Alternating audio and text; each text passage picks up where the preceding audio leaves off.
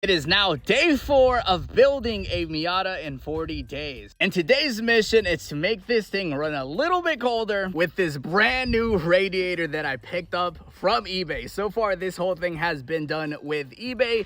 This is gonna cool off the car quite a lot and it's gonna run ice cold. Even though this car is currently not overheating, this radiator is the OEM one and it's very old. It's approaching 30 years of age, so refreshing the cooling system is never a bad thing. So now, let's get started. First step, we need to drain the radiator. There's a tiny little plug underneath the radiator.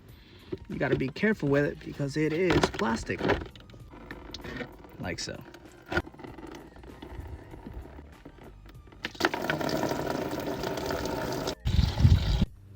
Now we need to disconnect the fans, which I loosened already. Disconnect the fans. Lower radiator hose needs to come off, like so. And now for the upper. There we go. Wow, that was really stuck on. Finally, this thing has two 12s on the side holding it together. This thing should simply slide out. Radiator is now out. And we're going from this to this. This aftermarket radiator is twice the size. This is going to be a great upgrade, especially since we're going turbo. Now, let's slide it back in. Quick example as to why you want to replace your radiator. Let's just say the fluid should not look brown.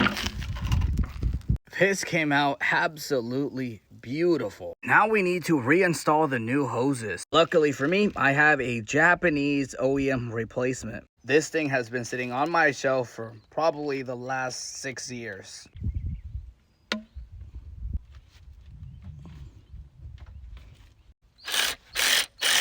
Now it's time to refill the system. Also, if you guys haven't used water wetter before, highly recommend this on any race car or any daily driver. This stuff really lowers your temperature, and I have no idea how it works, but it works.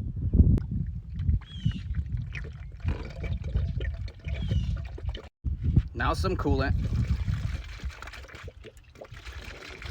And some distilled water. Side note, this radiator is twice as big as a stock one, so it will take more coolant. I can't even get this thing to warm up. That is how good that radiator is working. It has been idling for like 30 minutes. Can't warm up. That is perfect. 30 minutes later, the fans finally kicked on. This thing is ice cold, man. The Miata now has an upgraded cooling system, and now I have zero doubts in my mind that this thing is ever going to overheat.